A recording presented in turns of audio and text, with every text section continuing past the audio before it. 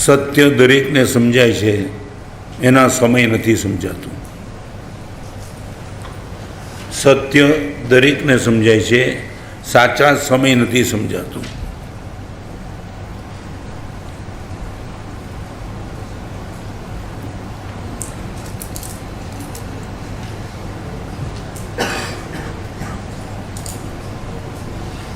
સત્ય દરેકને સમજાય છે, સાચા સમય નથી સમજાતું.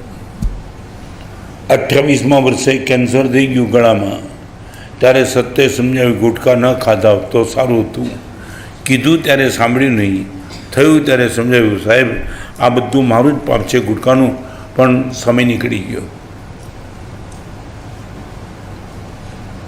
ભાઈ ગુમાવી બેસે ત્યારે સત્ય સમજાય, થોડું જતું કર્યું ભાઈ તો રહે, ભાઈ ગયો. પત્ની પિયર ચાલી ગઈ, બસ આ ઘરમાં ભાઈ ક્યારેય પગ નહીં મૂકું, ત્યારે સાસુને ખ્યાલ આવે, થોડું સહન કર્યું તો વાંધો નહોતો.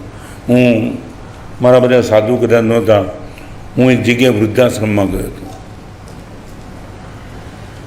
બાજુમાં ઓલ્ડ એજ આશ્રમમાં રહેવાનું બન્યું રાતના, અને બિલકુલ બાજુની રૂમમાં એક વૃદ્ધ પુરુષ હતા. ચા માગી કે ભાખરી માગી? બોલો ચા અપાવ્યો? હા ચા અપાવ્યો. એ કે ભાઈ મારે ચા નથી પીવી, કોફી પીવી. ડોસા તારે સમજે જ શું? ઓલો માણસ ગરમ થઈ ગયો. ડોસા સમજે જ શું તું? એ તો વૃદ્ધાશ્રમમાં રહેવાનું, કોફી માંગ્યા કરે, જેવી હોય એ પી લે ચા. મને રાતના ઊંઘ નથી આવતી, મરી જાતું. બારણું ખુલ્લું હતું, હું સાંભળતો હતો. એ માણસ નીકળ્યો, કાકા રડતા હતા. મને એમ લાગ્યું આ એકલા. એક વાત ખાસ કીધું, કુટુંબમાં કોઈને એકલા પાડી દેવાનું પાપ ક્યારેય કરશો નહીં. એકાંતમાં માણસ ટકી શકે છે, એકલતામાં માણસ તૂટી જાય છે. એકાંતમાં માણસ ટકી જાય, એકલતામાં માણસ તૂટી જાય છે. ક્યારે પણ તમારું કોઈ ન માને એટલે એકલા પડી દેવાની ભૂલ નહીં કરતા. જા તારી અને એક કહું એકલા પાડી દેવાનો અર્થ છે અબોલા શરૂ કરી દેવા. આ ભૂલ ક્યારેય નહીં કરતા. કોઈને એકલા પાડી દેવાનો અર્થ છે એની સાથે બોલવાનું બંધ કરી દેવું. હોય પરિવારમાં કોઈ બોલે જ નહીં એની સાથે.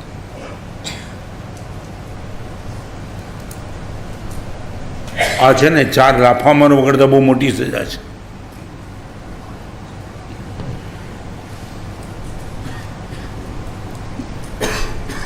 અને પંકજ હું ગયો, કાકા રડતા હતા. કાકા હું કાકા કેમ રડો છો? મારા સાહેબ મારાથી આપે સાંભળ્યું એટલે આવ્યા? મેં હા. હું સીધો અંદર ગયો. હું કાકા અહીંયા કેમ આવવું પડ્યું?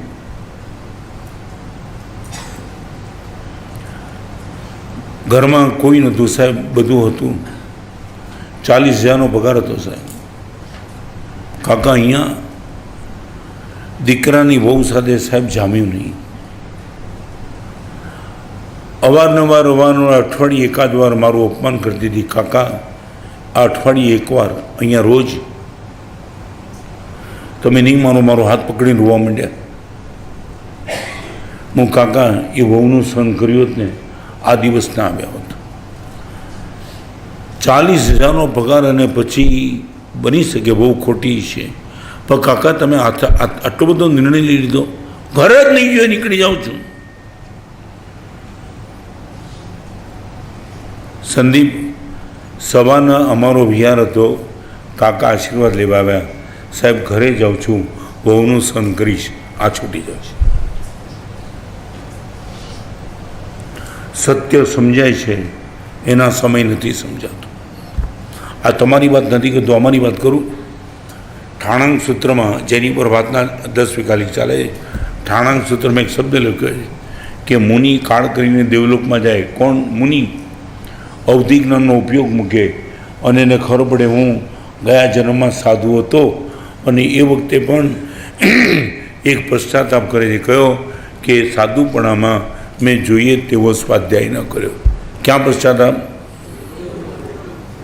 સત્ય સમજાઈ ગયું, સાધુપણામાં ન સમજાય.